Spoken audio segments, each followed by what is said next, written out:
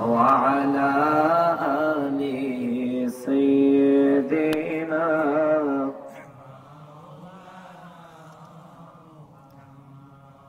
দুরূদ শরীফ পড়তে কি কষ্ট হইতেছে?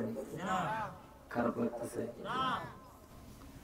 এতগুলি মানুষ দুরূদ শরীফ পড়লে আওয়াজ কম হইতো না? আরো বেশি মাতুন না করে কিছু তো কম লাগবে। চুপচাপ থাকলে মাহফিলে আইলে তো কিছু কম লাগেনি? আর আমার ব্যাপারে তো জানেনি, আমি ওই চুপ করে থাকি আর চুপচাপ রাখি না, ওয়াজ আমি পারি না। যতক্ষণ করবো এখন আমার লগে কথা কম লাগবে। আমার পরে আপনাদের জন্য যে প্রধান বক্তা আসতেছে ওনা অনেক বড় মানের আলেম, ওনাদের তুলনায় আমরা আলেমই না। আল্লাহ রাব্বুল আলামিন আপনাদের খুশনসিব করেছেন, এমন একজন আলেম আপনাদের দাওয়াত কবুল করেছেন এবং তাশরিফ এনেছেন, তার জন্য বলেন আলহামদুলিল্লাহ। আর একটু আস্তে কোন আলহামদুলিল্লাহ।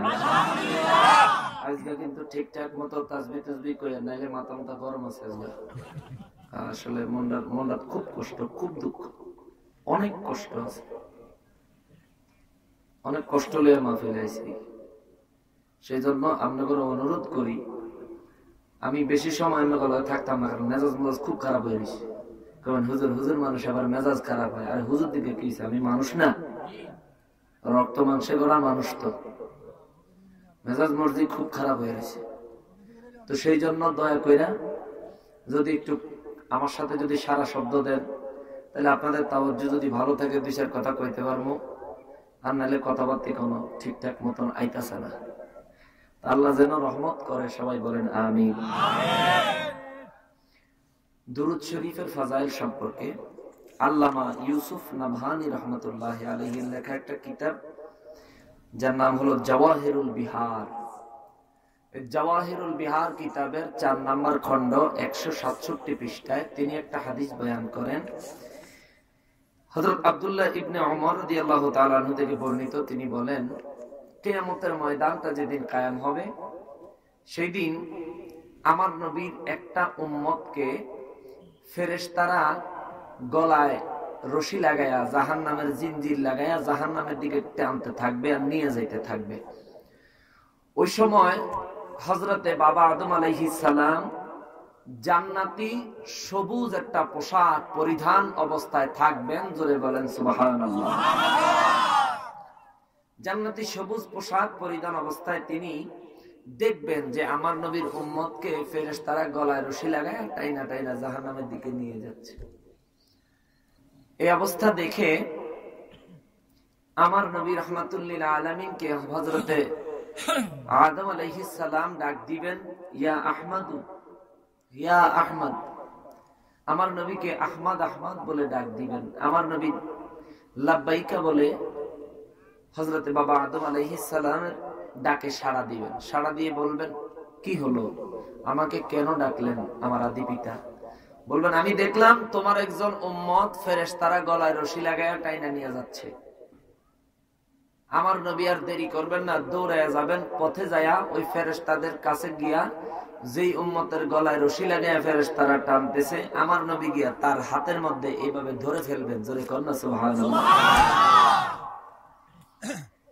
কবর হাসর পুলসেরাতে কোন আপন পাবে না, যে জন পাবে সে জন হবে শাহে মদিনা, শাহে মদিনা। উম্মতের কষ্ট নবী, উম্মতের কষ্ট নবী সইতে পারেন না, যে জন হবে আপনা সে তো মদিনা। কর লাগিয়া কান্দরে মন, কর লাগিয়া বন্ধ, কেউ তো তোমার আপন হবে না, না না, যে জন হবে আপনা সে তো মদিনা। সুবহানাল্লাহ। যিনি আপন হবেন তিনি মদিনার কামলেওয়ালা নবী। নবী ছাড়া কেউ আপন হইব নি? নবীজিকে বাদ দেওয়া যাবে? কিন্তু এই জায়গায় তো বাদ পড়ছে, এই জায়গায় বাদ পড়ছে। হুজুর কোথায়? পোস্টারে। নারায়ে তাকবীর আল্লাহু আকবার আছে, নারায়ে রিসালাত ইয়া রাসূলুল্লাহ নাই। কালেমার মধ্যে দুইটা অংশ, লা ইলাহা ইল্লাল্লাহ, এটা তাওহীদ, এটা বিশ্বাস করতে হবে, না করলে বেঈমান হয়ে যাবে। পরের অংশটা মুহাম্মদুর রাসূলুল্লাহ, এটা রিসালাত, এটার উপরে বিশ্বাস করতে হবে। কতটুকু? লা ইলাহা ইল্লাল্লাহর উপরে যতটুকু, এটার উপরে ততটুকু। কন্যা সুবহানাল্লাহ, কোনটায় কম করা যাবে না। লা ইলাহা ইল্লাল্লাহর উপরে ঈমান আনতে হবে স্রষ্টা হিসেবে, আর মুহাম্মদুর রাসূলুল্লাহর উপরে ঈমান আনতে হবে সৃষ্টি আল্লাহর রাসূল হিসেবে। কথা বলেন ঠিক কি না? এখানে তো আল্লাহরে রাখলাম জমের রাহা, কিন্তু নবীরে তো বাদ দিয়ে দিলাম। এই ভুলটা যেন আর না হয়। আল্লাহর নাম যেখানে আসবে সেখানে রাসূলের পাকের নাম আনবেন, কারণ এই সিস্টেমটা করে দিছে কে? আল্লাহ কয় আল্লাযীনা, কোরআন শরীফের মধ্যে আল্লাহ পাক সূরা বাকারার 2য় পৃষ্ঠায় বলেন, বিসমিল্লাহির রহমানির রহিম, ওয়া মিনান নাসি মান ইয়াকুলু আমান্না বিল্লাহি ওয়া বিল ইয়াউমিল আখির। হাবিব গো রাহমাতুল লিল আলামিন, দুনিয়ার কিছু মানুষ আছে গো নবী, তারা আপনি নবীর কাছে আসবে, এসে আপনি নবীকে বলবে আমরা ঈমান আনলাম আল্লাহর প্রতি এবং আমরা ঈমান আনলাম আখিরাত দিবসের প্রতি। এইটা বলে তারা চুপ থাকবে, তারা আপনি নবীর কথা বলবে না, আপনি নবীকে তারা বাদ দিবে।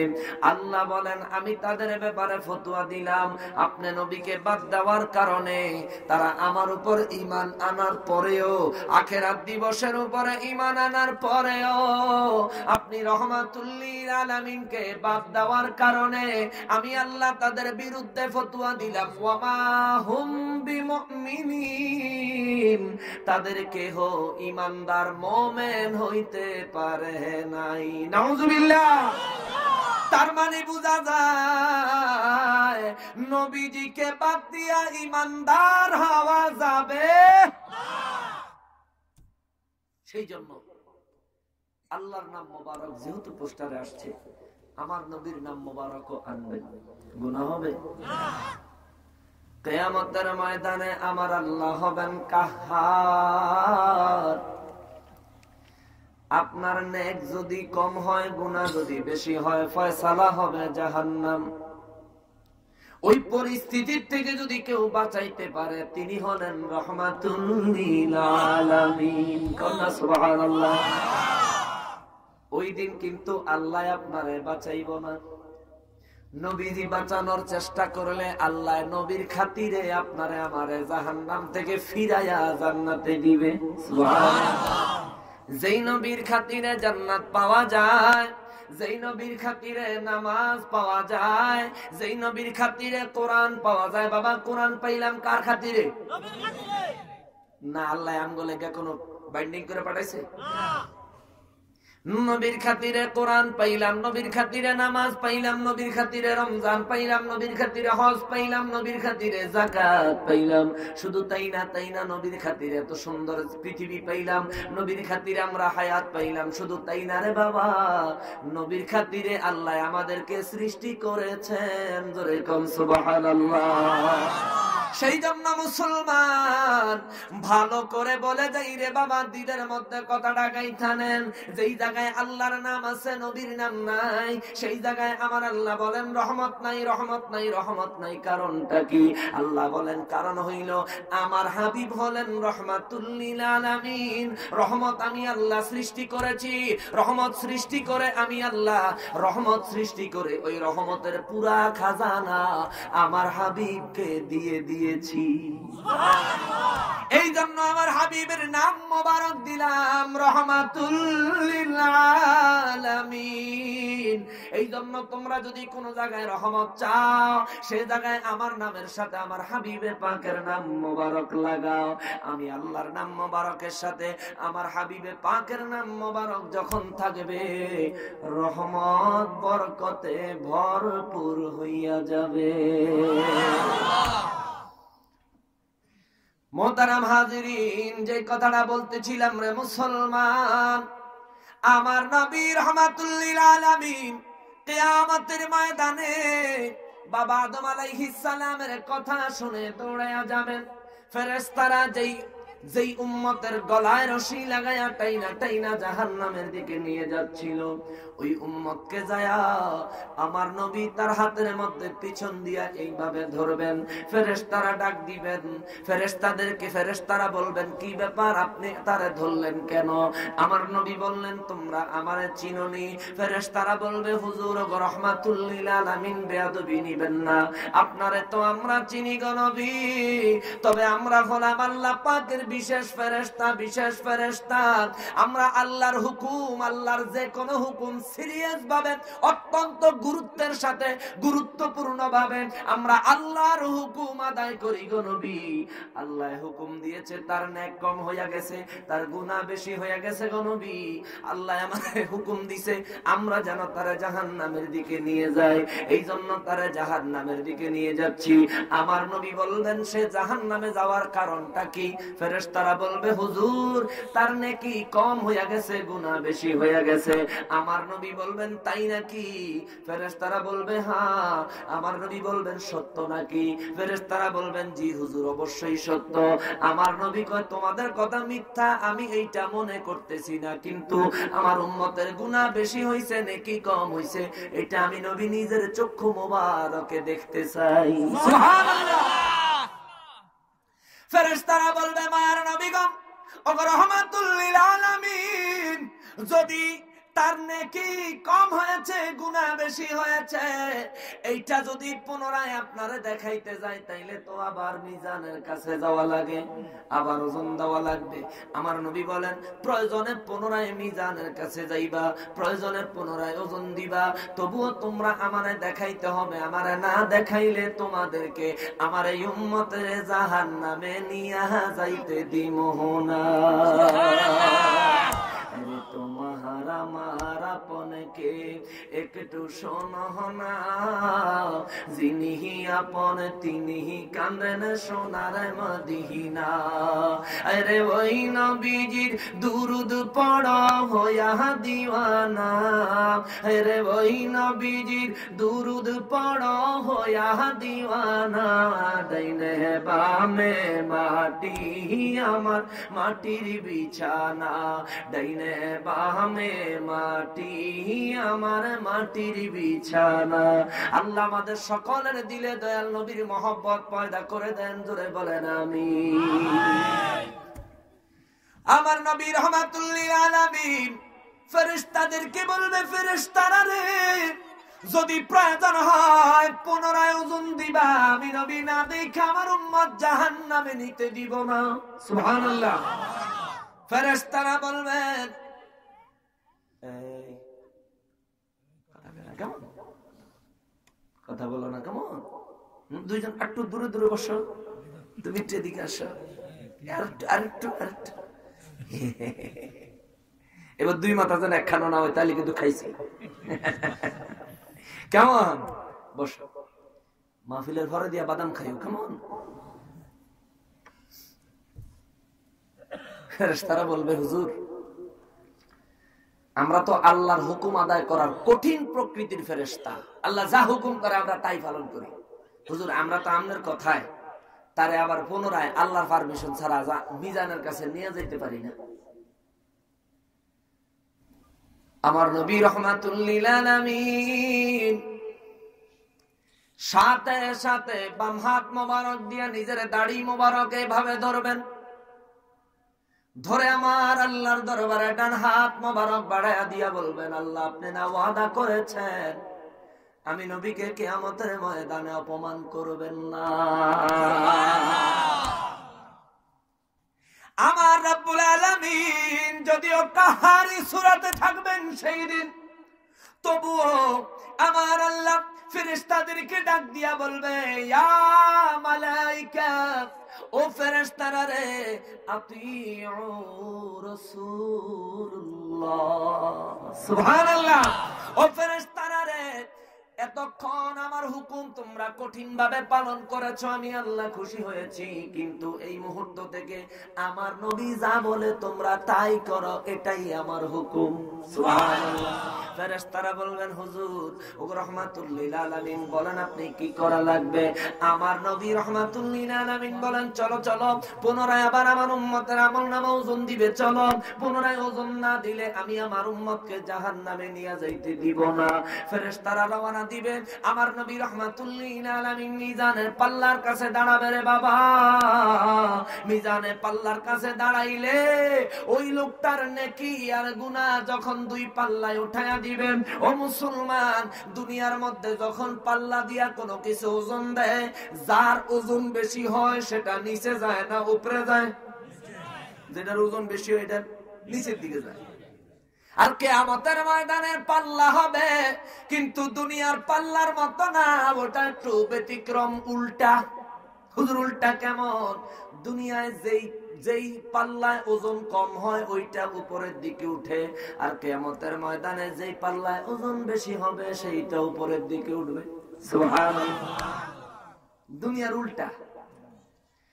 দুনিয়ায় উল্টা বেশি হইলে নিচে নামে, আর কিয়ামতের ময়দানে উল্টা বেশি হলে পাল্লা উপরের দিকে উঠবে।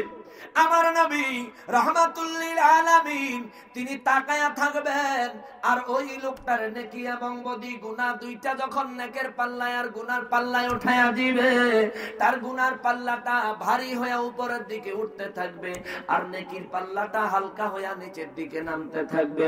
আমার নবী রাহমাতুল লিল আলামিন, আমার নবীজির নিজের পকেট মোবারকে এক টুকরা কাগজ বের করে ওই কাগজটুকু আমার নবী তার নেকের পাল্লায় রাইখা দিলে রে বাবা, তার নেকির পাল্লার ওজন বেশি হইয়া যাবে। আরো জোরে কন্যা সুবহানাল্লাহ।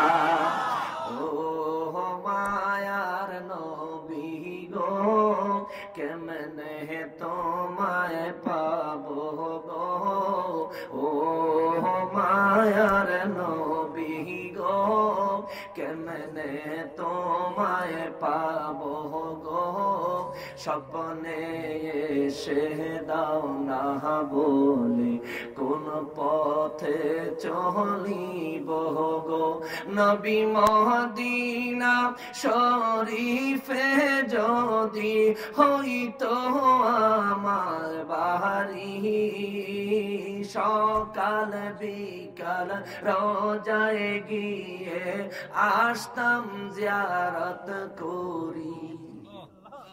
আল্লাহ আমাদেরকে নবীর জিয়ারত নসিব করেন। জোরে বলেন আমিন। আর জোরে বলেন আমিন। মোহতারাম হাজিরিন, বাবাজিরা রে আমার, আমার নবী রাহমাতুল লিল আলামিন ওই কিয়ামতের ময়দানে ওই বান্দার নেকির পাল্লায় যখন কাগজের টুকরা মোবারক দিয়ে দিবে, তার নেকির পাল্লা ভারী হয়ে যাবে। ফেরেশতারা বলবে হুজুর তার তো নেকের পাল্লা ভারী হয়ে গেল। আল্লাহ ডাক দিবে, ও মিজানের ফেরেশতারা রে, ও পাল্লার কাছের ফেরেশতারা, ওজনের খবর কি? ফেরেশতারা কইব আল্লাহ ওজন টোজনের খবর জিগাইয়া লাভ নাই। কেন লাভ নাই? আল্লাহ ওজন দেয় একরকম, আপনার হাবিব আয়েশা কইরা দেয় আরেক রকম। সুবহানাল্লাহ কান্না। আমার আল্লাহ বলবেন কি করে দেয়? ফেরেশতারা বলে হুজুর ও আল্লাহ, আমরা এক বান্দার নেকি বদি ওজন দিলাম, তার নেক কম হয়ে গেল, আপনার হাবিব তার নেকের পাল্লায় এক টুকরা কাগজ দিল, বুঝলাম না আল্লাহ এক টুকরা কাগজের এত ওজন। আমাদের মনে হইল 7 জমিন 7 আসমান যদি গুনার পাল্লায় দেই, ওই কাগজের টুকরার সাথে ওজনে কুলাবে না। আরো জোরে কন্যা সুবহানাল্লাহ। আমার রব্বুল আলামিন বলবেন, ও ফেরেশতারা রে, ও ফেরেশতারা, আমার হাবিব যা করে তা করতে দাও, কারণ আমি আল্লাহ হাসরের ময়দান করছি আমার হাবিব আর আমি আল্লাহর প্রেম বোঝানোর জন্য। আরো জোরে কন্যা সুবহানাল্লাহ। মোহতারাম হাজিরিন, বাবাজিরা রে আমার, আমার নবী রাহমাতুল লিল আলামিন কাগজের টুকরা দিলেন, যখন তার নেকির পাল্লা ওজনে ভারী হয়ে উপরের দিকে উঠে যাবে, মন কইবেন হুজুর পাল্লা বাড়ি হইলে নিচের দিকে না নামবো, এটা উপরের দিকে উঠবো কে? দুনিয়াতে গাছ গাছরা আছে না, গাছের গোড়া নিচে না উপরে? আমার কথা বুঝতে পারেননি নাকি? আয়না কইতে আছে না নোয়াখালী কইতে আছে? একবার ভাই আপনার বাড়ি কোথায়? আননি কথা কইছে, আর কোন লাগবে না বুঝছি।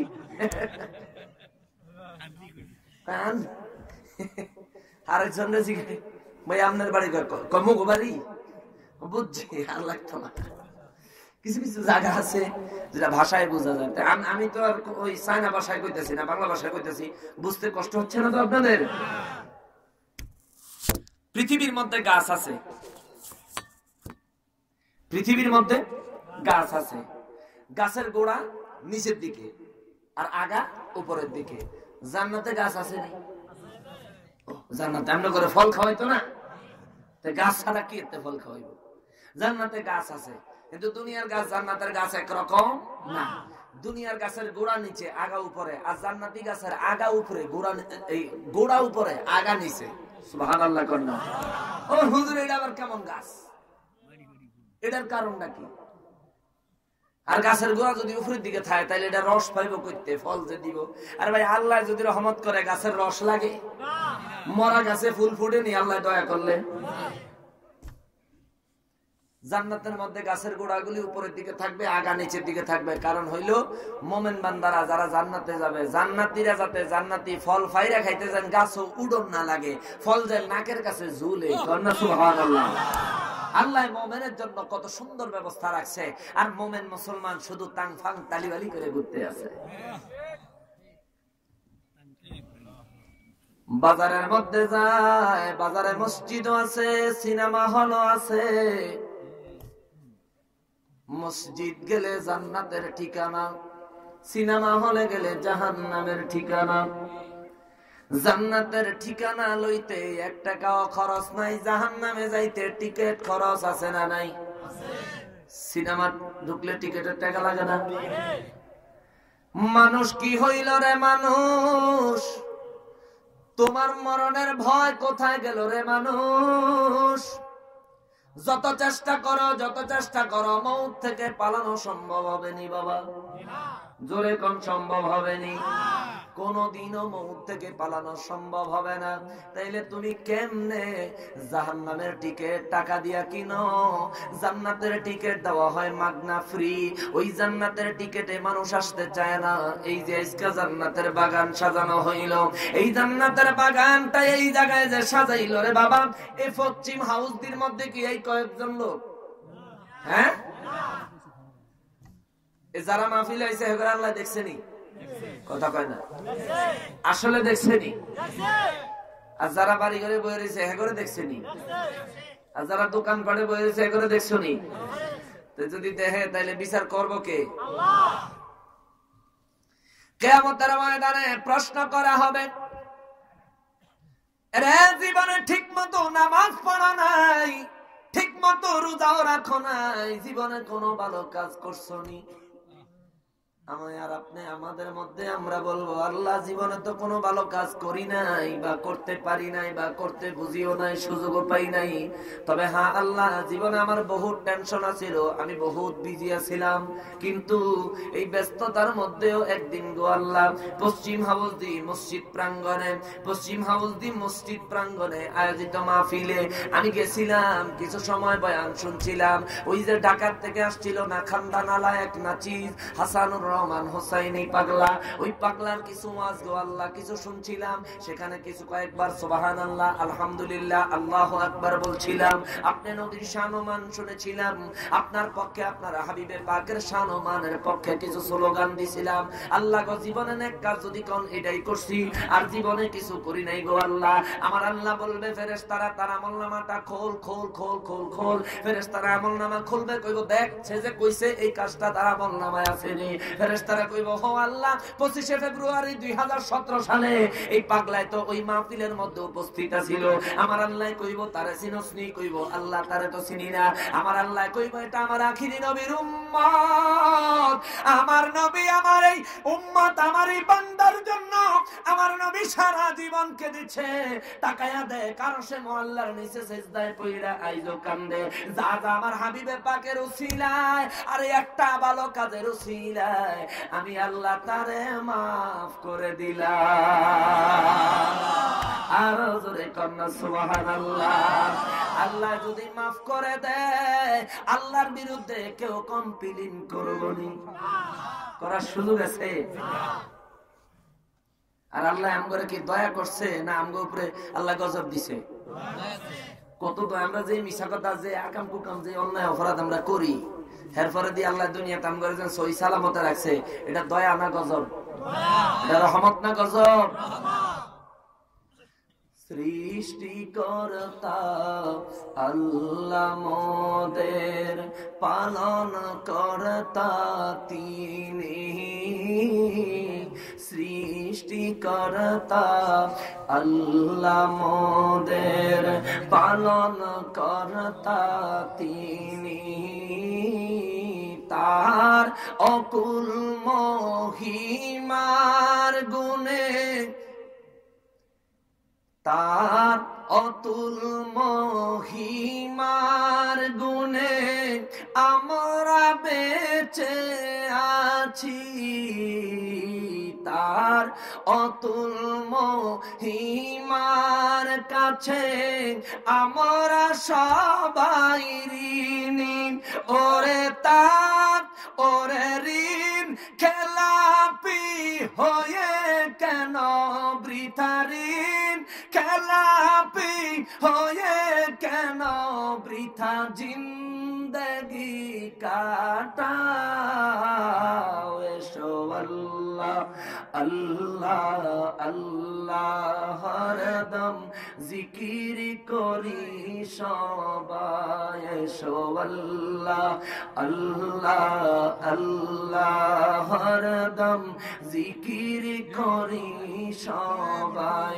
ওরে আল্লাহ ব্যতীত আর দ্বিতীয়, আল্লাহ ব্যতীত আর দ্বিতীয় উপাসকে নাই। এসো আল্লাহ আল্লাহ আল্লাহ হরদম জিকির করি সবাই। এসো আল্লাহ আল্লাহ আল্লাহ হরদম জিকির করি সবাই। খারাপ লাগতেছে?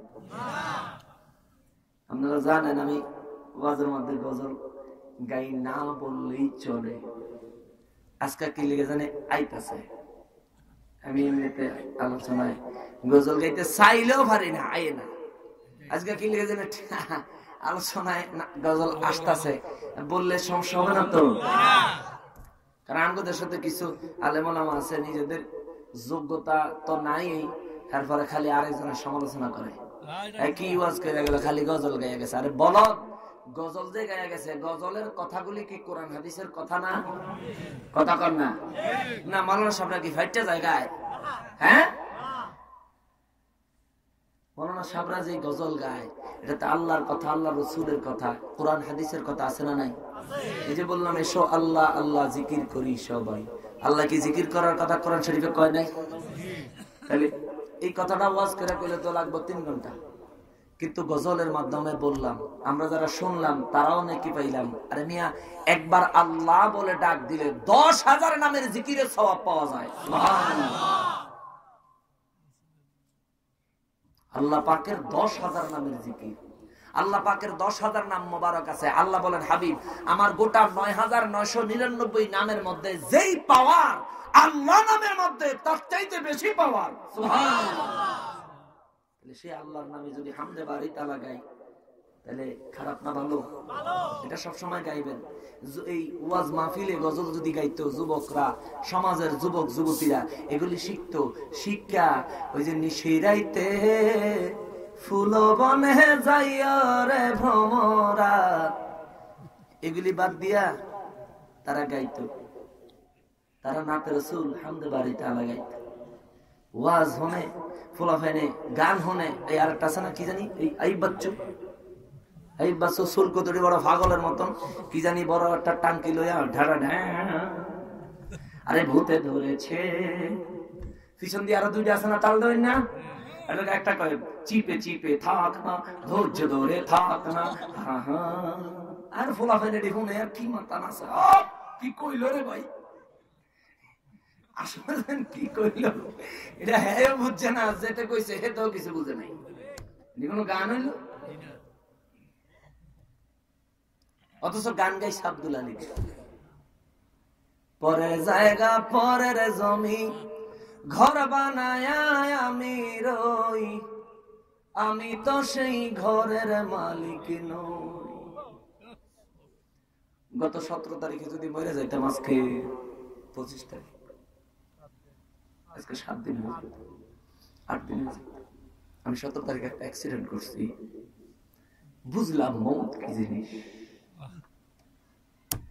চোখটা বন্ধ করে দেখেন কিচ্ছু নাই, কিচ্ছু নাই, দুনিয়াদারি রং তামাশা কিচ্ছু নাই, খোদার কসম বাবা কিচ্ছু নাই।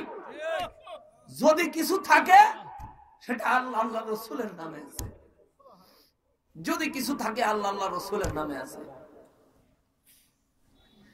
গত 17 তারিখ আপনাদের এখান থেকে তো মিনার দিয়ে থেকে মাহফিল করে যাওয়ার পথে মানে 2 ফিট দূরত্বে, না হলে ট্রাকের নিচে চলে গেছিলাম, 2 ফিট দূর। তো বুঝলাম আল্লাহ জীবনে তো কিছুই করলাম না,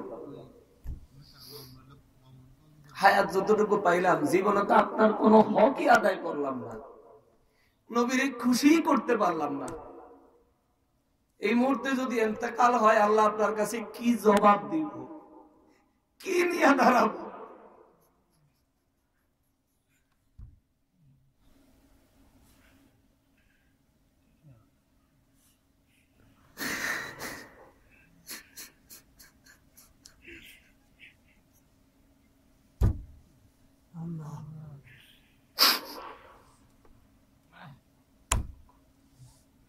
কিয়ামত পর্যন্ত যদি কবরে কাঁদতাম কোনো কাজে আসতো? দুনিয়ায় গুনার কথা মনে করে আল্লাহর ভয়ে নবীর মহব্বতে একটা ফোঁটা চোখের পানি ছেড়ে দেন। আমার নবী বলে, উম্মত নিজের গুনার কথা মনে করে যখন চোখের পানি ছেড়ে দিবি, আল্লাহ তোর কবিরা গুনাহগুলি মাফ করে দিবে।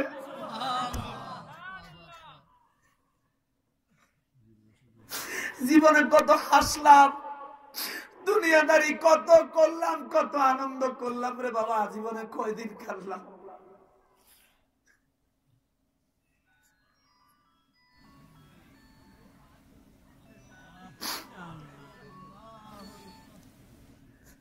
সেজন্য মৌতের কথা স্মরণ করেন। যুবক আর বৃদ্ধ যাইতে হবে, থাকার কোনো উপায় নাই। আরে দাদা গেল, বাবা গেল, কেউ তো ফিরে নাহি এলো, কেউ তো ফিরে নাহি এলো। এমন করে সবে একদিন, এমন করে সবে একদিন হবে রে বিফল, তোমার হবে রে বিফল। এই পৃথিবীর সবই নকল নয় তোরে আসল, এই পৃথিবীর সবই নকল নয় তোরে আসল। আজরাইল আসিবে যাবে, কোন ওজর না চলিবে, আরে কোন হুজুর না চলিবে, কঠিন আযাব হবে সেদিন, কঠিন আযাব হবে সেদিন, না থাকলে আমল, ও তোমার না থাকলে আমল।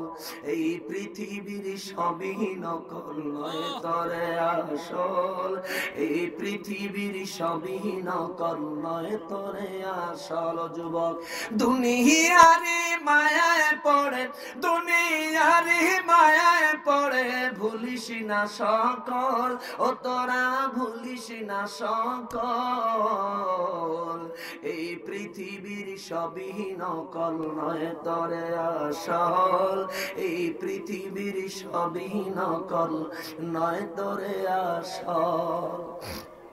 আল্লাহ আমাদের সবাইকে কবরের সামান জোগাড় করার তৌফিক দান করেন, আমিন। আল্লাহ আমাদের সবাইকে নবীর মহব্বত অর্জন করার তৌফিক দান করেন, বলেন আমিন। বাবাজিরা রে আমার, ওই কিয়ামতের ময়দানে আমার নবী রাহমাতুল লিল আলামিন মিজানের পাল্লায় কাগজের টুকরা দিয়া দিলে ওজন বেশি হয়ে যাবে। ফেরেশতারা বলবে হুজুর সে তো জান্নাতি হয়ে গেল। আমার নবী রাহমাতুল লিল আলামিন বলবে ফেরেশতারা রে, আমার উম্মত যদি জান্নাতি হয় তারা জান্নাতি দিয়ে দাও। ফেরেশতারা বলবে ভাই আপনি জান্নাতে চলে যান। ওই লোকটা ঘুরে দাঁড়াইবো আর বলবো কে গো আপনি, আজকে এই বিপদের দিনে আমার এত বড় সাহায্য করলেন। আমার নবী দুইটা চোখের পানি চাইরা দিবে রে বাবা, আমার নবী দুইটা চক্ষু মুবারকের পানি ছেড়ে দিয়া বলবে উম্মত রে, ওরে উম্মত আমারে চিনলি না, আমি তো ওই নবী যে পৃথিবীতে গোটা 63 বছর কেঁদেছি, ইন্তেকালের পরে কিয়ামতের ময়দান পর্যন্ত কেঁদেছি। আমি তোর সে নবী রে। আজকে হাসরের ময়দানেও তোমার মতোই উম্মতের মায়ায় যে সিজদায় পড়ে কান্দে, আমি তোমার সেই নবী। জোরে কন্যা সুবহানাল্লাহ। লোকটা দয়াল নবী রাহমাতুল লিল আলামিনের কদমে পড়ে যাবে, হুজুর রাহমাতুল লিল আলামিন দুনিয়ায় বেশি আমল করতে পারি নাই, ইবাদত বন্দেগী ঠিকমতো করতে পারি নাই, হুজুর আপনারে খুশি করতে পারি নাই, দুনিয়ায় আপনারে দেখতে পারি নাই হুজুর। ও তবুও বুঝি আজকে হাসরের ময়দানে আপনি আমারে ভুলেন নাই গো নবী। আমার নবী বলবে উম্মত রে, কেমনে বলবো রে উম্মত, আমি নবী নিজের থেকেও বেশি তোমাদেরকে ভালোবাসি।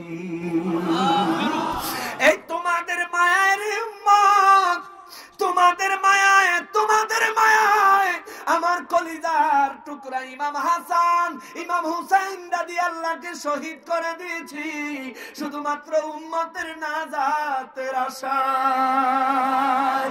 উম্মত রে, ওরে উম্মত কেন রে বুঝো না, কেন রে বুঝো না, কেন রে বুঝো না, আমার নবী আমার জন্য তোমার জন্য যেই ত্যাগ দিয়া গেছে রে বাবা, এই ত্যাগ তো আর কোন নবী কোন উম্মতের জন্য দেয় নাই, আর কেউ কোনদিন কারো জন্য দিব না। তোমার বাবাই তোমারে বড় ভালোবাসে কিন্তু কবরে যাবে না, তোমার বাবাই তোমারে বড় ভালোবাসে, কিয়ামতের ময়দানে তোমার গুনাহগুলির দায়িত্ব তোমার বাবাই নেবে না। কিন্তু আমার নবী রাহমাতুল লিল আলামিন উম্মতের উম্মত যদি নবীর সাথে সম্পর্ক রাখে, আমার নবী রাহমাতুল লিল আলামিন বলেন আমি উম্মতের সাথে থাকবো কবরে, আমি উম্মতের সাথে থাকবো হাসরে, আমার উম্মত জান্নাতে ঢোকা পর্যন্ত আমি তার সাথে আছি, তার কোনো ভয় নাই। সুবহানাল্লাহ।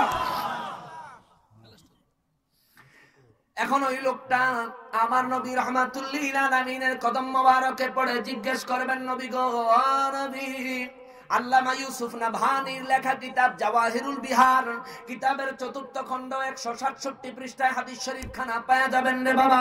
হযরতে ওমর রাদিয়াল্লাহু তাআলা আনহুর ছেলে হযরতে আবু বকর রাদিয়াল্লাহু তাআলা হযরতে এই যে গ্লাস একটু গরম পানি এনে দেন না ভাই, একটু গরম পানি এনে দেন।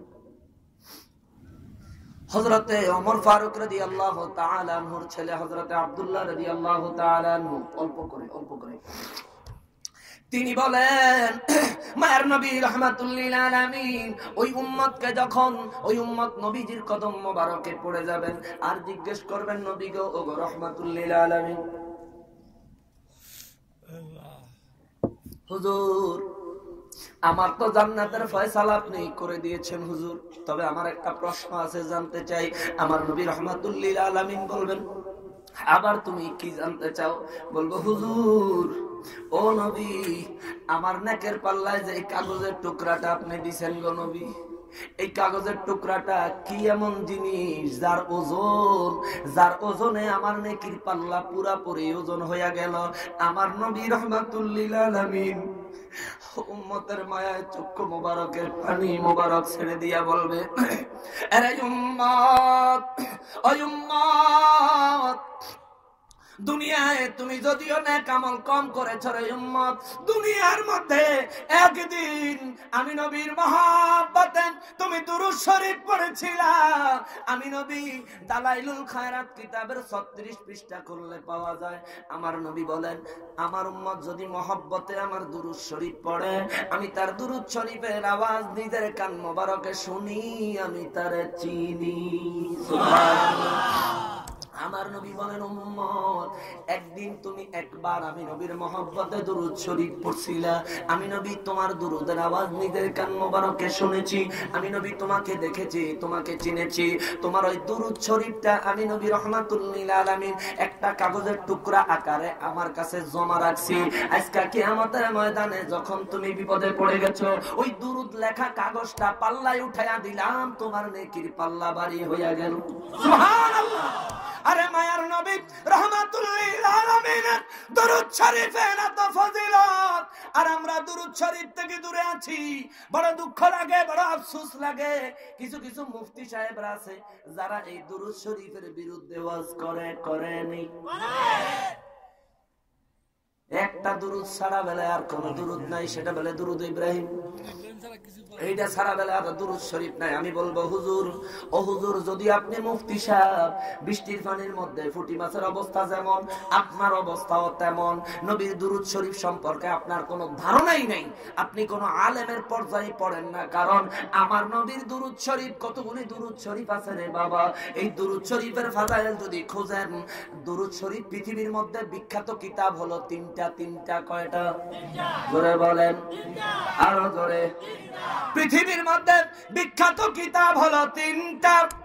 এর ভাই আমি তো চা খাই না, আমার একটু গরম পানি লাগে। হ্যাঁ, আমার ফ্লাক্সের পানিটা গেছে ঠান্ডা হয়ে, বাসাতে লয়েছিলাম। কারণ জানি মাহফিল কর্তৃপক্ষরা এতই বিজি থাকে, হুজুর গলাকে যোগাযোগের সময় হারা পায় না।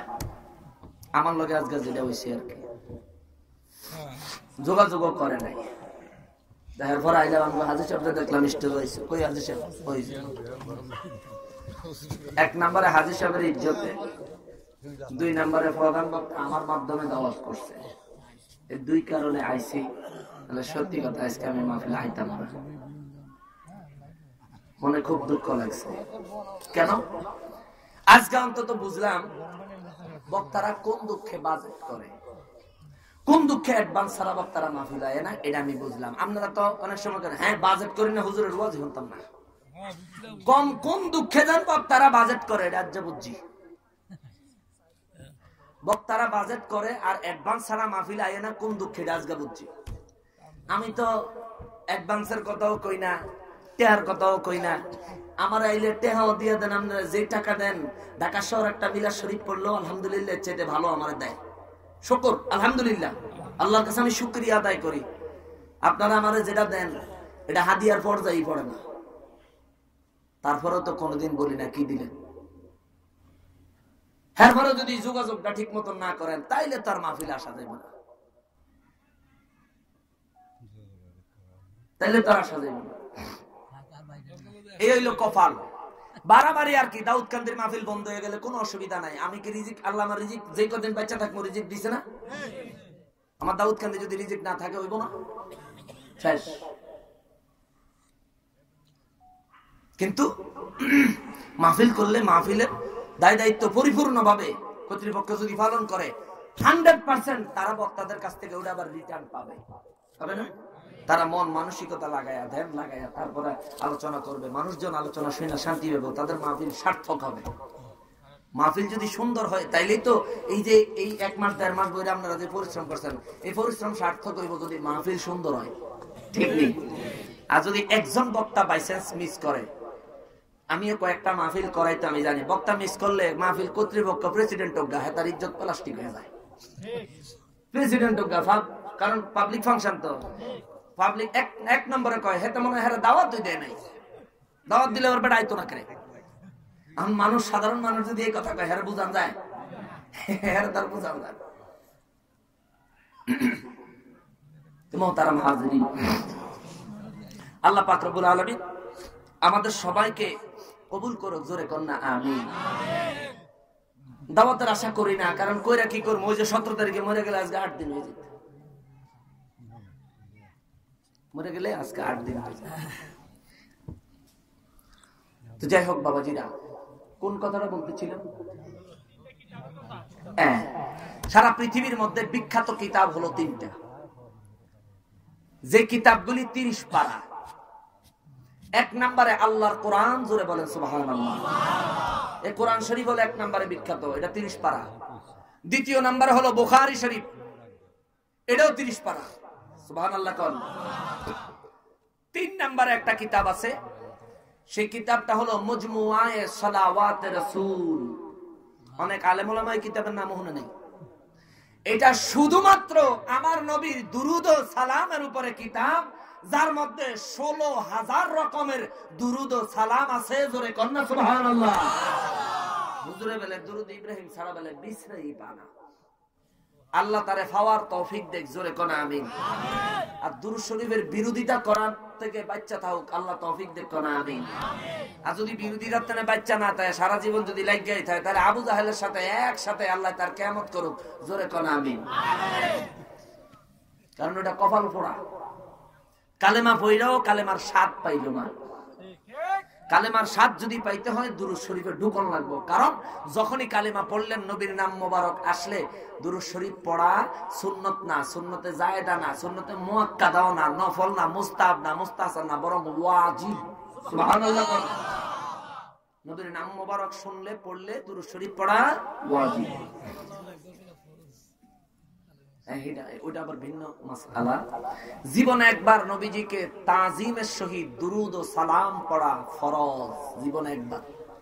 নামাজের মধ্যে আত্তাহিয়াতুর সময় নবীজির দুরুদ সালাম পড়া ওয়াজিব, আর সাধারণ সময় এমনিতে পড়া মুস্তাহাব, মুস্তাহসান।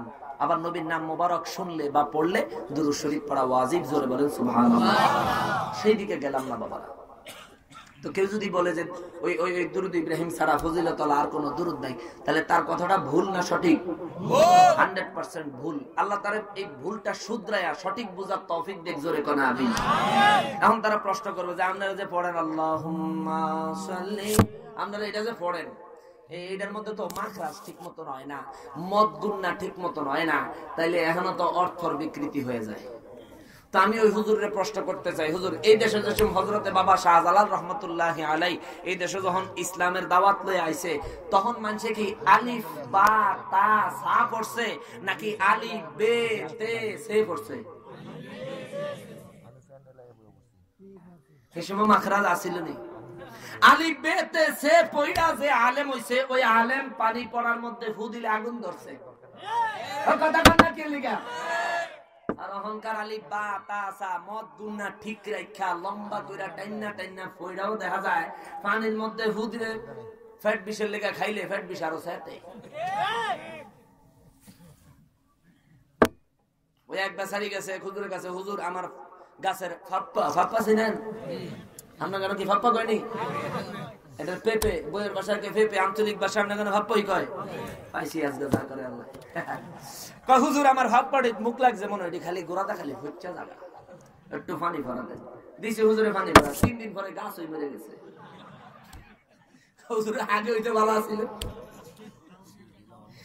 আগে করা টরা 2-4টা বস্তা বাহিনী হইতো, আগেই তো ভালো আছে, অন্ধকার গাছ শুয়ে গেছে।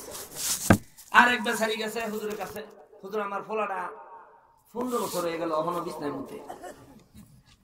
হুজুর একটা তাবিজ দেন, এই তার বিছনা প্রসাব করা যেন ভালো হয়। দিছে তাবিজ, কঠিন তাবিজ।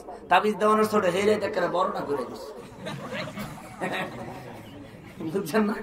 তো আলিফ বা তা সা পড়েন না হুজুর গহনে এই অবস্থা, আর বেতে সে পড়েন না হুজুররা। এক লোক একবার পানি পড়ার লেগে গেছে, হুজুরে দিছে পানি, যাও লে যাও। হ্যাঁ, মনে একটু সন্দেহ, হুজুর কি দিল হু করে, লাগলো না লাগলো না, আবার যাই।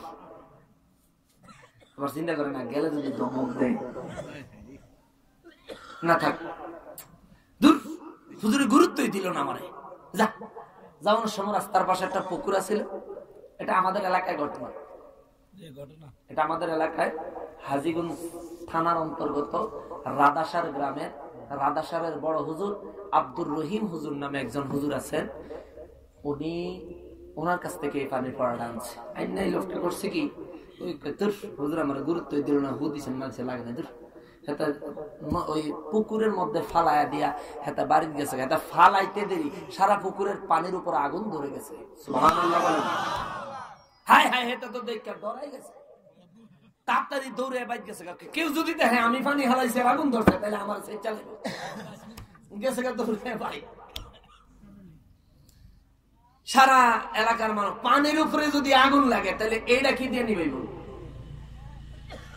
আল্লাহরে কি করি কি করে, এলাকার মানুষ সব হাই হুতাশ করতেছে, গেছে দৌড়ে হুজুরের কাছে। কারণ সবাই জানে হুজুর আল্লাহর ওলি, আল্লাহওয়ালা মানুষ। হুজুরও বিপদ হয়ে গেছে, আমরা কি করতাম? হুজুরকে কি করবি, তগ দোষে তগ এরম হয়েছে। কয় হুজুর মানে আমরা কি করছি? কই যে ওই গর্ত করে পানি ভরা দিছি, হে তার বিশ্বাস হয় নাই, হেতে ওইটা দিছে হেন ফালাইয়া মানে এই অবস্থা হয়েছে। কয় হুজুর তাইলে অনেক আগুন নিবান কেমনে, সারা গ্রাম তো আগুন লেগে যাবে। হুজুর কয় ওই হেরে ওই গ্লাসটা না ওই পুকুরেতে এক গ্লাস পানি নিত, তাইলে আগুন নিবা যাইব। সুবহানাল্লাহ বলেন। এ আসিল আলিফ বে তে সের গুণ, আর এখন আলিফ বা তা সা আরো কত সুন্দর করে কেরাত টাইনা পড়েনি। হ্যাঁ, ফইরাও হের পরে দিয়ে এই অবস্থা। আরো হেরা ওলি আল্লাহ হেরা নিজেরা ওই দূরে থাক, আর ওলি আল্লাহ বিরুদ্ধে ওয়াজ করে। কয় পৃথিবীর বলে পীর বলতে কেউ নাই। আমার এক লোকে কয় হুজুর পীর শব্দটা কি কোরআন শরীফে আসেনি? আমি কামনে কি করছেন? কয় হুজুর আমি টাইটেল ফাঁস। আমি কামনে ঘোড়া ফাঁস, ঘোড়া ফাঁস। হ্যাঁ হুজুর আপনি এটা কি কইলেন? হ্যাঁ, পীর শব্দটা আরবি না উর্দু না ফার্সি? পীর শব্দটা তো ফার্সি শব্দ, তো কোরআন শরীফ বলে আরবি ভাষায়। আরবি ভাষার কোরআন শরীফ ফার্সি শব্দ কইতে হইব ব্যাককল। তোমার দেখতে হবে যে পীর শব্দের অর্থ কি, আর ওইটারে আরবি ভাষায় কি বলে। পীর শব্দের অর্থ হইল শিক্ষক, আর শিক্ষকের আরবি হইল শায়েখ। কোরআন শরীফে শায়েখ আছে না? আছে। আর যারা পীরদের বিরুদ্ধে কয় হগলতের নামের আগে শায়েখ, আমি নাম কমু না, হগলতের নামের আগে শায়েখ, হ্যাঁ তারা শায়েখ, আর আল্লাহর ওলিরা পীর হইলে দোষ। আল্লাহ তা করে হেদায়েত দেখ, জোরে কোন আমিন। মোহতারাম হাজিরিন, বাবাজিরা রে আমার, আমার একটা রেড সিগন্যাল দিলেই ছেড়ে দিন, আপনারা কষ্ট নিয়েন। হ্যাঁ, আমার নবী রহমাতুল লিল আলামিন,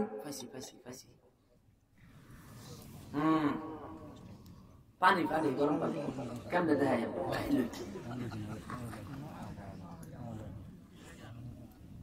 আপনারা জানেন যে আমি এই চাষও খাই না।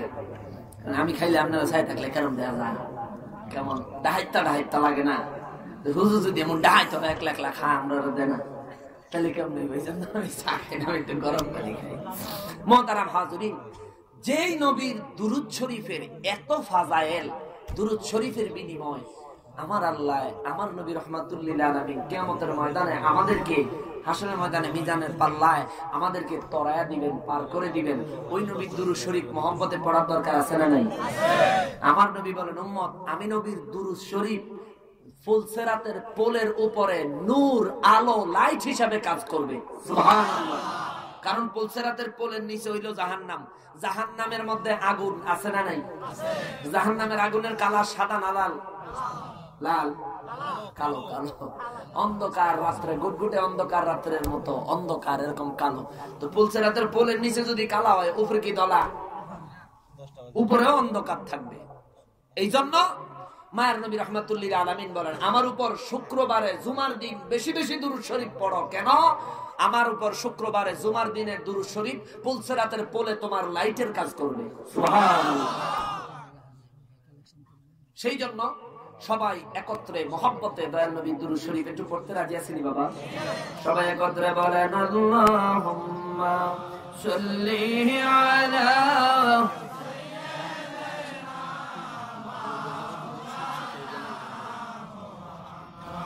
ওয়া আলা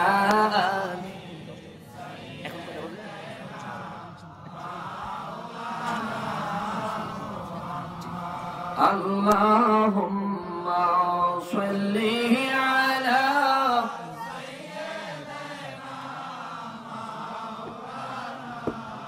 মুহাম্মাদ ওয়া আলা আলি মাওলানা মুহাম্মাদ। যেখানেই থাকো, যেভাবেই থাকো, নবীর দরুদ সাইরো না। আমার নবীর দরুদ সদায় পড়লে নবীজি তোমায় ভুলবেন না। আল্লাহুম্মা সাল্লি আলা মাওলানা মুহাম্মদ ওয়া আলা আলি মাওলানা মুহাম্মদ। আল্লাহুম্মা সাল্লি ওয়া সাল্লিম ওয়া বারিক আলাইহি ওয়া আলিহি ওয়া আসহাবিহি ওয়া আজওয়াজিহি ওয়া বারাক ওয়া সাল্লাম। অন্ধকার পশ্চিম হাউসদি জামে মসজিদের উদ্যোগে আয়োজিত 25শে ফেব্রুয়ারি 2017 আজকে 10তম বার্ষিক ইসালে সওয়াব ওয়াজ ও দোয়া মাহফিলের সম্মানিত সভাপতি সাহেব, প্রধান অতিথি সাহেব, প্রধান বক্তা, আজকের মাহফিলের প্রধান মেহমানে আলা হযরতুল আল্লামা, সারা বাংলার আলোড়ন সৃষ্টিকারী, ভারত ভ্রমণকারী, সুমধুর কণ্ঠের অধিকারী হযরতুল আল্লামা হযরত মাওলানা হাফেজ কারি শাহ মোহাম্মদ গোলাম জিলানী আন-নুমানী বারাকাল্লাহু ফি হায়াতিহি। সবাই বলেন আমিন। কসবা বিবাড়িয়া। এবং আজকের মাহফিলে আরো যিনি আলোচনা করেছেন আমার পূর্বে হযরতুল আল্লামা হযরত মাওলানা ওয়াহিদুজ্জামান সাহেব, খতিব, পশ্চিম হাউসদি জামে মসজিদ। আল্লাহ তাআলা ওনাকে অনেক হায়াত দারাজ করুন, জোরে বলেন আমিন। আগামীকাল সকালবেলাও দেখা যায় আপনাদের এখানে মহিলা সেমিনার আছে, মহিলা সমাবেশ আছে। তো আগামীকালকের আলেম ওলামা যারা আছেন তাদের জন্য দোয়া করছি, আল্লাহ যেন তাদেরকে সহিহ সালামতে আসার তৌফিক দান করেন, জোরে বলি আমিন।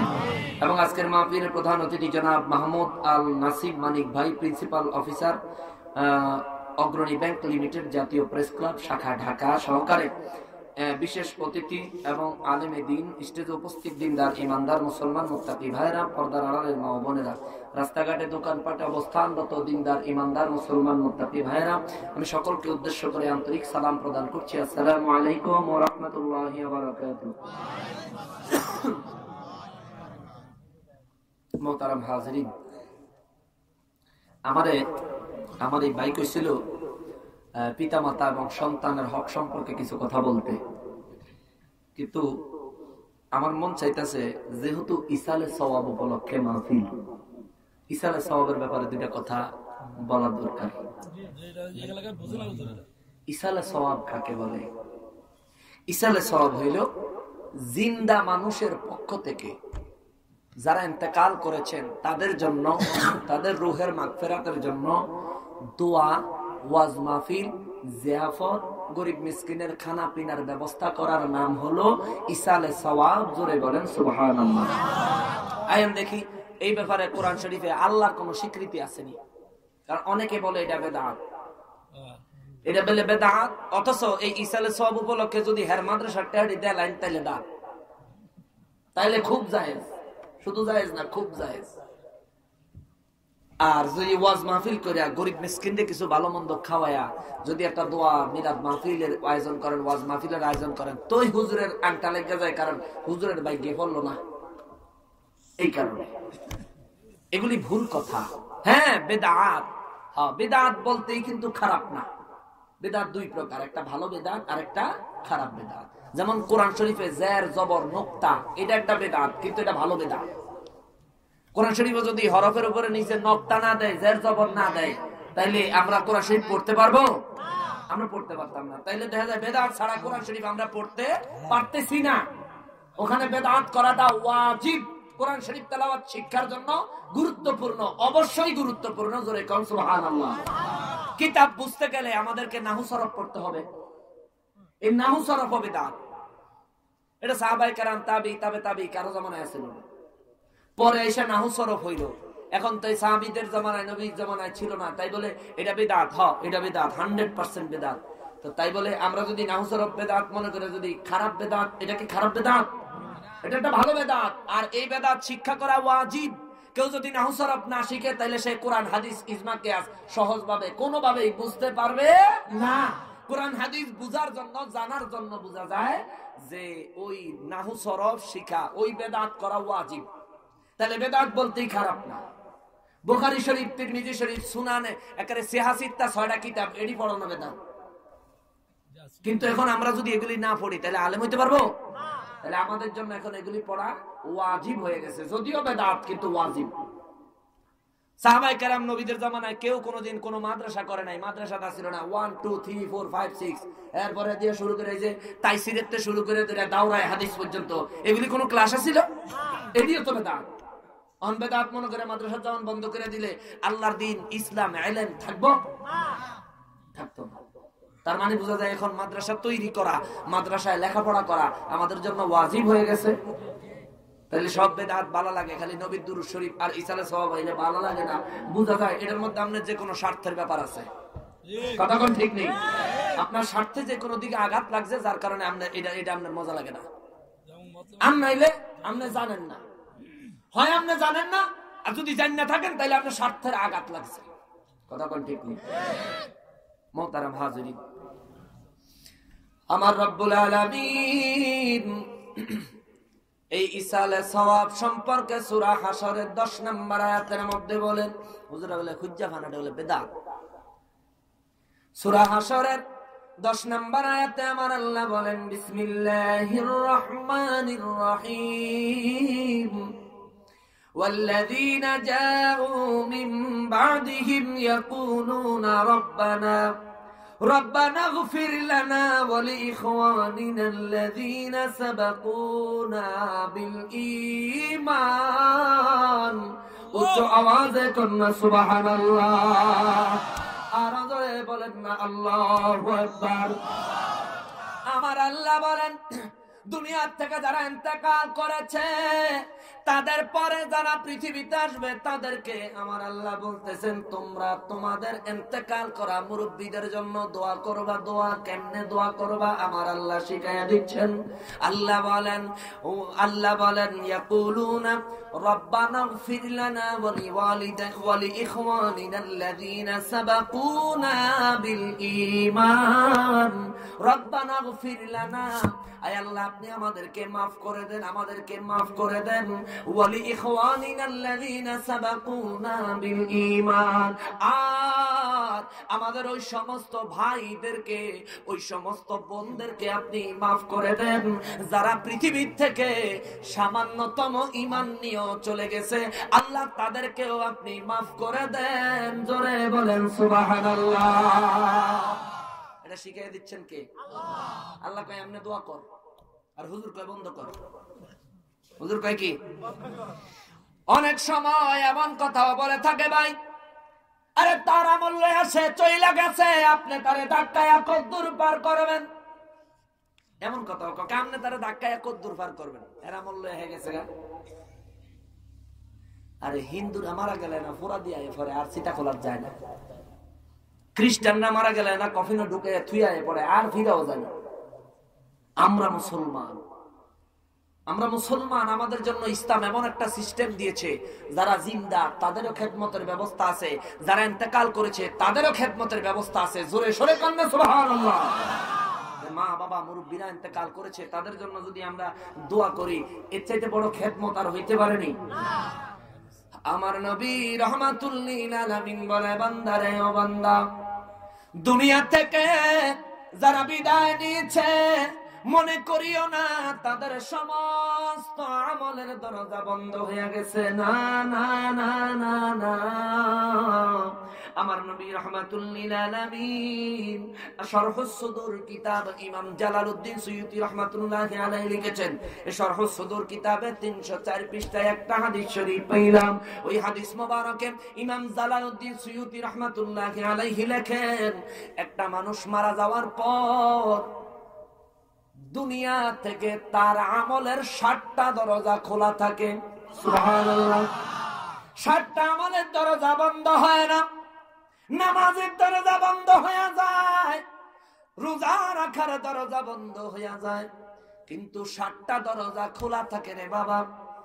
এই 60টা দরজার কথা বলতে যায় তিনি হযরতে আবু হুরায়রা রাদিয়াল্লাহু তাআলা আনহু থেকে একটা হাদিস মোবারক এনেছেন। ওয়ান আবি হুরায়রা রাদিয়াল্লাহু তাআলা আনহু قال رسول الله صلى الله عليه وسلم إن مما يلحق المؤمن من عمله وحسناته بعد موته علما علمه ونشره وولدا صالحا تركه ومصحفا ورثه أو مسجدا بناه أو بيتا لابن السبيل بناه أو نهرا أجراه أو صدقة أخرجها من ماله في صحته وحياته يلحقه من بعد موته উচ্চ আওয়াজে বলেন না সুবহানাল্লাহ। আমার নবী রাহমাতুল লিল আলামিন সাহাবী হযরত আবু হুরায়রা রাদিয়াল্লাহু তাআলা আনহু থেকে বর্ণিত, তিনি বলেন, আমার নবী রাহমাতুল লিল আলামিন বলেন, একটা মানুষ ইন্তেকালের পর তার 60টা আমলের দরজা বন্ধ থাকে। তার মধ্যে প্রথমে হইল, ওই ব্যক্তি যদি দুনিয়ায় কোনো ইলম প্রচার করে থাকে, আর ওই ইলম প্রচার অর্থাৎ আমি যেটা করছি, মাদ্রাসার শিক্ষকরা যেটা করছেন, মসজিদের খতিব সাহেবরা যেটা করছেন, এইটার কথা বলতেছেন আমার নবী রাহমাতুল লিল আলামিন। কেউ যদি দুনিয়ায় ইলম প্রচার করে, তার ইলম অনুযায়ী যদি পৃথিবীতে একটা মানুষ ইবাদত করে, আমল করে, ওই ব্যক্তি আমল করে যতটুকু সওয়াব পাবে, ওই ইলম প্রচারের কারণে ওই ব্যক্তি কবরে থাইকা তার সমতুল্য সওয়াব পাবে। সুবহানাল্লাহ। ইলম প্রচার করলে কিন্তু যে আমল করবে তার আমলের সওয়াব বিন্দু পরিমাণেও কমবে না। সুবহানাল্লাহ। 2 নম্বরে আমার নবী রাহমাতুল লিল আলামিন বলেন, কেউ যদি তার নেক সন্তান রেখে যায়, কেউ যদি তার নেক সন্তান পৃথিবীর জমিনে রেখে যায়, তার নেক সন্তান যখন তার জন্য দোয়া করবে, দোয়া করবে, দোয়া করবে, দোয়া করবে, তার গুনাহ মাফ চাইবে, তার জন্য ইসালে সওয়াব মাহফিল করবে, তার জন্য গরিব মিসকিনকে খাওয়াবে, তার নামে, বাবার নামে, মায়ের নামে সন্তান যখন আল্লাহর ওয়াস্তে দান সদকা করবে, এইগুলি করলে আমার আল্লাহ ওইগুলির সওয়াব তার কবরে পৌঁছাইয়া দিবে। নেক সন্তান রাইখা গেলে নেক সন্তানের আমলের সওয়াব মা বাবা কবরে থাইকা পাবে। 3 নম্বরে আমার নবী বলেন, কেউ যদি কোনো কিতাব লেখে, কিতাব লেখা যায়, তার লেখা কিতাবও তার ওই কিতাব যত মানুষে পড়বে, পইরা তারা যত সওয়াব পাবে, সে কবরে থাইকা তত সওয়াব পাবে। সুবহানাল্লাহ। আর 4 নম্বরে আমার নবী রাহমাতুল লিল আলামিন বলেন, দুনিয়ার মধ্যে কেউ যদি মসজিদ নির্মাণ করে, সুবহানাল্লাহ, কেউ যদি মসজিদ নির্মাণের জন্য সাধ্য পরিমাণে তার যতটুকু সাধ্য আছে ততটুকু পরিমাণ সে যদি দান করে, সদকা করে, নিজের দান করার ক্ষমতা না থাকলে অন্তত একটা দিন, একটা সময়, 1 ঘন্টা সময় মসজিদের কাজে নিজের শরীর দিয়া খাইটা দিল, এইরকম কাজ যারা করলো, কইরা যারা একটা মসজিদ দাঁড় করাইলো, এই মসজিদটা কিন্তু কিয়ামত পর্যন্ত থাকবে না। কিয়ামতের আগে মাঝখানে ভাঙ্গা পড়তে পারে, নতুন কইরা তৈরি হইতে পারে। আমার নবী রাহমাতুল লিল আলামিন বলেন, কিন্তু রে উম্মত, দুনিয়ায় তুমি যদি ওই মসজিদে তোমার 1 টাকা লাগে অথবা তোমার শরীরের 1 সেকেন্ডের খেদমত যদি ওই মসজিদে লাগিয়া থাকে, কিয়ামতের আগে মসজিদ 500 বার ভাঙ্গা হইলেও তোমার অসুবিধা নাই। কিয়ামত পর্যন্ত ওই জায়গায় ওই মসজিদে যত মানুষ নামাজ পড়বে রে, নামাজিরা নামাজ পড়া যেই সওয়াব পাবে, আমার উম্মত কবরে থাইকা ওই পরিমাণ সওয়াব পাবে। মসজিদ নির্মাণ করবেন নি? মসজিদের জন্য টাকা চাইলে দিবেন নি? আমি কিন্তু চাইতাম না, আমি আপনার কাছে চাইতাম। ডরাইন না, পিছন দিয়ে আওয়াজ হয় না, ভয় ভাই মনে হয় হুজুর যদি অনেক কালেকশন করে। না বাবারে, আমার সময় বেশি নাই কালেকশন করতে, আমারে বলেও নাই। আলহামদুলিল্লাহ। ও মুসলমান, মার নবী রাহমাতুল লিল আলামিন বলেন মসজিদ নির্মাণ করো, মসজিদ নির্মাণ করো। আমরা তো মসজিদের জন্য চাইলে মানি ব্যাগটারে খুললা যুবক পোলাবেন এরকম করে একরে নিচে ফার্স্ট ইয়ার কয়েনটা এটা ভেজাল দিয়ে দিলাম। আর যদি কয় বাইরে মমতাজ বেগমে আইব, হায় হায় হরু খালি হগলটি 100 টাকা নোট 500 টাকা নোটটা কই গেল রে ফাইসি। ও সুবহানাল্লাহ, হুজুর আওয়াজ করে জান দিয়া লাইলে হুজুর করে একটা হাওয়া দেয় না হাদিয়া। আর যদি মমতাজ বেগম আয়া কইতে পারে খাইরুল আই দিতে হারে দিয়া কেমন করবে? হাই হাই, এ টাকা দিলেন, টাকা তো দিলেন না, জাহান্নামের টিকিট কিনলেন, দোজখের টিকিট কিনলেন, রাস্তা প্রশস্ত করলেন, যে রাস্তাটা একটু বড় হোক, যেন দৌড়ে যাইতে রি। রাস্তাটা তো টাইম না নিবই, নেওয়ানোর আগে যেন দৌড় দিয়ে যাইতে রি গা, এই রাস্তা করলেন। গান বাজনা এগুলো ইসলামে হালাল না হারাম? হারাম। তবে ওই গান হালাল যে গানের মধ্যে আল্লাহ আল্লাহ রসুলের কথা আছে, ঠিক নেই? এই জন্য মুসলমান, গানের ওয়াজ করার মতো বিষয় নিয়ে আমি বসি নাই, কারণ গানের ওয়াজ করলে একটা সাবজেক্ট দিবেন, সেটা হলো গান বাদ্যের হুরমাত, গান বাজনা করা যে হারাম, এই বিষয়ের উপর আলোচনা। একটা আলোচনা করলে 3 ঘন্টা লাগবো। আশা করি বোঝা যাইব। আল্লাহ সেই দিন পর্যন্ত হায়াত দারাজ করেন, জোরে সরে বলেন আমিন। আর আমার মনে হয় আর দাউদ কান্দি আসা হইতো না, কারণ আজকে যা কয়ে গেছি এই হুজুর খালি আম করাইলে বকে। আজকে কর্তৃপক্ষরও বকছি, কর্তৃপক্ষর কিন্তু হ্যাঁ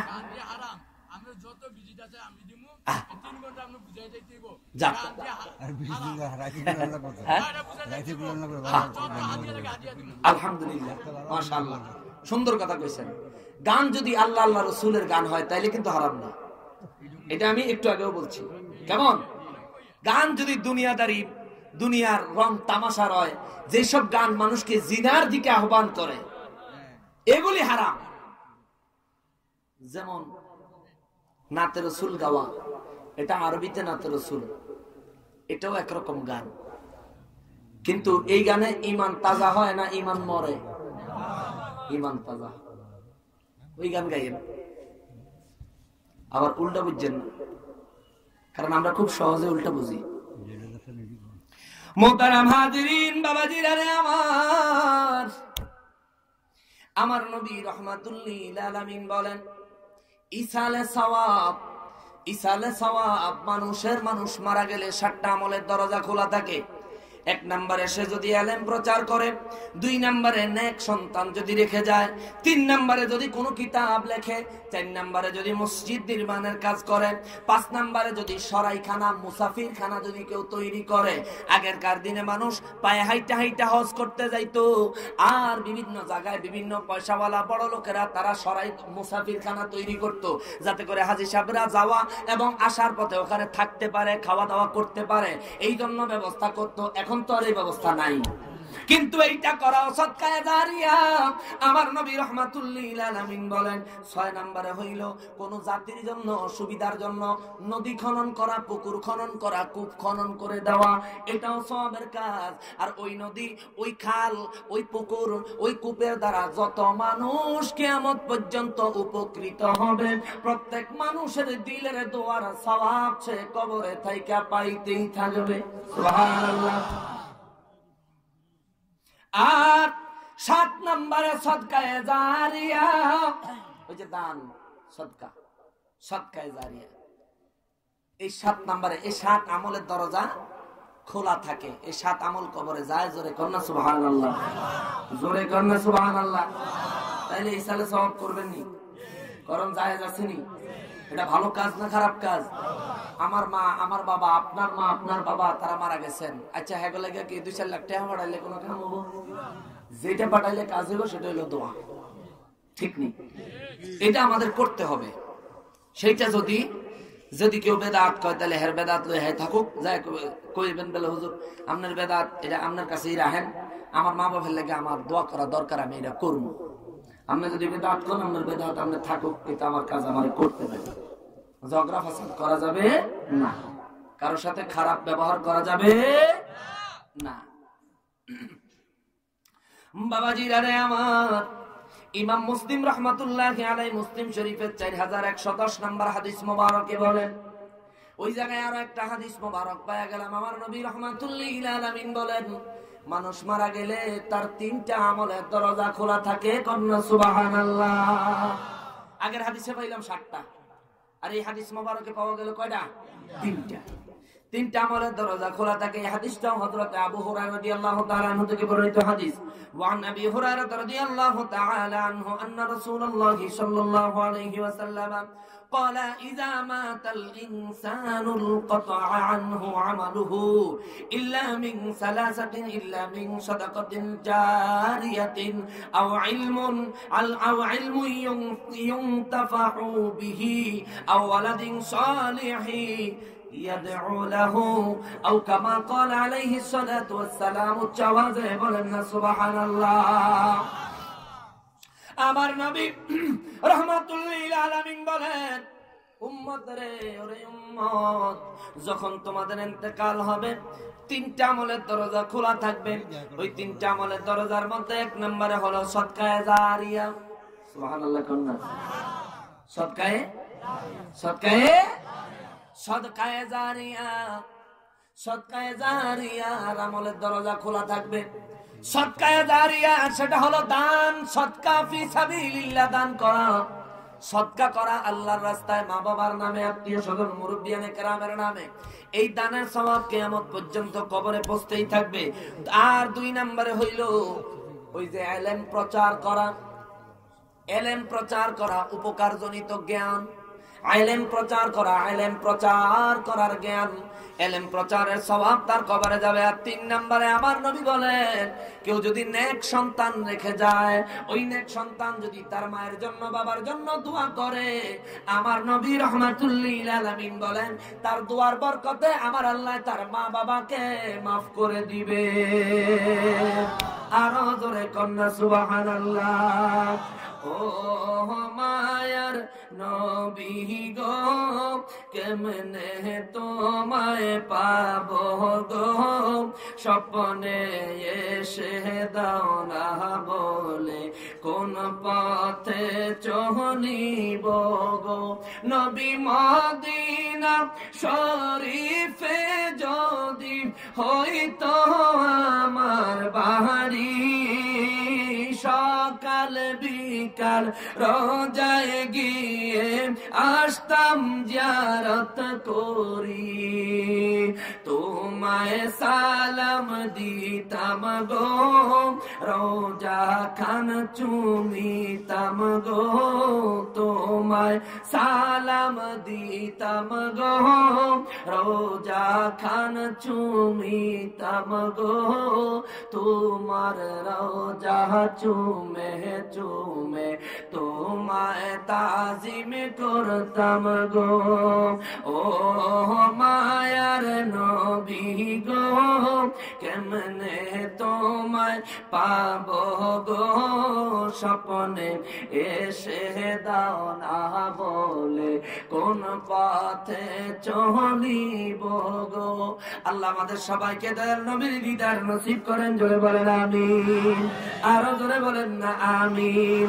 মোহতারাম হাজিরিন, বাবাজিরা রে আমার, ও মুসলমান, তাইলে বুঝতে পারলাম ইসালে সবরে মাহফিল করা জায়েজ না না জায়েজ? তাইলে আজকের কর্তৃপক্ষ যে আয়োজনটা করছে এটা ভালো কাজ করছে না? 100% ভালো কাজ করছে। এখানে আমরা কোরআন শরীফ তেলাওয়াত করেছি, নবীর শানে দুরুদ সালাম পড়েছি, দুরুদ সালামের কথা বলেছি, কোরআন তেলাওয়াতের কথা বলেছি, কোরআন শরীফের আয়াতে কারিমার ব্যাখ্যা করেছি, তাফসীর করেছি। তাইলে এটা ভালো কাজ হয়েছে না? ভালো কাজ। এইরকম ভালো কাজ করা হালাল না হারাম? 100% হালাল এবং সওয়াবের কাজ। আল্লাহ কবুল করেন, জোরে বলেন আমিন। সময় আছে হাতে 10 মিনিট। এই 10 মিনিটে বাইজে আমার কইছিল যে পিতামাতার প্রতি সন্তানের হক বা সন্তানের প্রতি পিতামাতার হকটার বিষয়টা একটু বললেন। আমি 10 মিনিট আপনাদেরকে বলে দিচ্ছি, বেশি সময় আর নেওয়া যাবে না, কারণ প্রধান বক্তা চলে আসতেছেন। মোহতারাম হাজরিন, প্রধান বক্তা আসলে ইনশাআল্লাহ আজিজ ছেড়ে দিব। পিতামাতার উপরে সন্তানের হক আছে না নাই? আবার সন্তানে মা বাবার কাছে হক পায়, এরকম হক আছে না নাই? আছে। আমরা আজকের সমাজে অনেক সময় অনেক মানুষ বলে থাকে, হুজুর ছেলে কথা শুনে না, মেয়ে কথা শুনে না, দোয়া করেন। তা আমি তালাশ করলাম, তালাশ করতে করতে করতে হতে দিই যে ছেলেদের কথা শুনে না, এটা তো একটা রোগ। রোগ না, এটা একটা রোগ, এটা হলো আত্মিক রোগ। আর মেয়েও কথা শুনে না, এটা একটা রোগ। এই রোগটার কারণটা কি? এই রোগ তো আগে ধরন লাগবো, পরে না ওষুধ। খুঁজতে খুঁজতে দেখলাম যে না রে, মা বাবা যেমনি ভাবে সন্তানের কাছ থেকে হক পাওয়ার আশা করে, মা বাবার উপরে তো সন্তানের পাওনা কিছু হক আছে। ওই হকগুলি যেই মা বাবা ঠিক মতো আদায় করে, তাদের সন্তান হয় নেক সন্তান, জোরে বলেন সুবহানাল্লাহ। আর ওই হকগুলি যেই মা বাবা ঠিক মতো আদায় করে না, তাদের সন্তানই তাদের কথা শোনে না। তার মধ্যে 1 নম্বরে আমার আল্লাহ বলেন, সূরা বাকারা 233 নম্বর আয়াত, আমার আল্লাহ বলেন, বিসমিল্লাহির রহমানির রহিম, ওয়াল ওয়ালিদাতু ইউরদি'না আওলাদাহুন্না হাওলাইনি কামিলাইন লিমান আরাদা আন ইউতিম্মার রাদাআতা وعلى المولود له رزقهن وكسوتهن بالمعروف। উচ্চ আওয়াজে বলেন সুবহানাল্লাহ। আমার রাব্বুল আলামিন কালামে হাকিমে সূরা বাকারা 233 নম্বর আয়াতে কারিমায় বলেন, ওয়াল ওয়ালিদাতু ইউরদি'না আওলাদাহুন্না হাওলাইনি কামিলাইন। প্রত্যেক মায়ের উপরে আমি আল্লাহর নির্দেশ, প্রত্যেক মা যেন তার সন্তান জন্মানোর সাথে সাথে, জন্মানোর পর থেকে যেন একাধারে 2 বছর বুকের দুধ পান করায়। এটা আমি আল্লাহর মায়ের প্রতি হুকুম, জোরে কন্যা সুবহানাল্লাহ। তাইলে মা সন্তানকে 2 বছর বুকের দুধ খাওয়াবে, এটা হইল সন্তানের মায়ের কাছ থেকে পাওনা হক, ঠিক নেই? এই 2 বছর বুকের দুধ খাওয়ায়নি, হ্যাঁ? এখন তো ল্যাকটোজেন, ফ্যাক্টোজেন, বেবি কেয়ার, এই কেয়ার, এই কেয়ার, কতগুলি এগুলি খাওয়াইয়া এরপরে ফোলাপাইন বড় করে। বাবারে, সহজ একটা কথার জবাব দেনছে, ল্যাকটোজেনের ডিব্বার ভিত্তি কি মানুষের দুধ থাকে না গরুর? এই আসেননি আপনারা? কার লগে কথা কইতে আছি? ল্যাকটোজেনের ডিব্বা মানুষের দুধ থাকে না গরুর দুধ থাকে? গরুর দুধ। গরুর দুধ খাওয়াইয়া বাচ্চা বড় করলেন, আর কোন বাচ্চাই আপনার কথা শুনে না? গরুর দুধ খাওয়ায় তো গরুর বাচ্চাই গরুর কথা শুনে না। আপনার বাচ্চায় কেমনে কথা শুনবো? গরুর বাচ্চায় মারে আর ফুতেরে একসাথে পানি খাইতে পারেন, মারে আর ফুতের একসাথে পানি খাইতে পারলে ফুতে মারে, মাকে ভাই আমি তোর মা লাগি, একলগে খাই না ফর, আগে আমি খাইয়া লই, নিজে বাঁচতে বাপের নাম, তোর তো বাপ হই নাই, অজ্ঞা, নিজে বাঁচতে মার নাম সারা। এই হইল গরুর স্বভাব। গরুর দুধ, আপনার বিবির যদি অসুবিধা থাকে, রোগ বিমার থাকে, সেটা হলো ভিন্ন কথা, সেই সময় বিকল্প পদ্ধতি ব্যবহার করবেন। কিন্তু রোগ বিমারও নাই, কিছুও নাই, এই শুরু করে দিলেন আপনার ল্যাকটোজেন ফ্যাক্টোজেন গরুর দুধ খাওয়ানো। হ্যাঁ, এটা মা সন্তান মায়ের কাছ থেকে যে হক পায়, মা কি এই হকটা আদায় করেছে? তাইলে আপনি মার হক কেমনে সন্তানে আদায় করব? আরো বড় দুঃখের ব্যাপার হইল, সন্তানের মায়েরা বুকের দুধ খাওয়ায় না, সারাদিন রিমোট লইয়া স্টার জলসা লইয়া ঘুরে দেয়। ভুল কইলাম? মিছা কথা কইলাম? তাহলে ঠিক বেঠিক বাজ্যে কইও কেমন? আর জোরে কোন ঠিক না ভুল? ও মা ফিসি দিয়া কয় না, ফিসি দিয়া বেগুন জোয়ান হেতারা জোরে না কইব ঠিক না ভুল? হয় নাই? জোরে কোন সুবহানাল্লাহ? হয় নাই? সবাই একসাথে হ্যাঁ, আরো জোরে। আরে মিয়া সাহেব, মুসলমানেরা আওয়াজ দেন না ও ভাই, আওয়াজ দেন। আল্লাহ আল্লাহ রাসূলের নামে আওয়াজ দিয়ে, যদি আওয়াজ দেন আল্লাহ বরকত দিব। জীবনে মরণে রিজিকে দৌলতে হায়াতে মৌতে সব জায়গায় আল্লাহ বরকত দিব। জোরে কোন সুবহানাল্লাহ। মায়ের উপরে সন্তানকে বুকের দুধ খাওয়ানো ফরজ কয় বছর? 2 বছর। 2 বছর সন্তানকে বুকের দুধ খাওয়াবেন। এখন 2 বছর মায় দুধ খাওয়ায় না, সন্তানের ফিটার মুখে দিয়া মা স্টার জলসা নাটক দেখে, আর সন্তানও কি ডিজিটাল সন্তান হইল। 3 মাসের বাচ্চা লুঙ্গি ডান্সের গান না দেখাইলে ফিটার খায় না।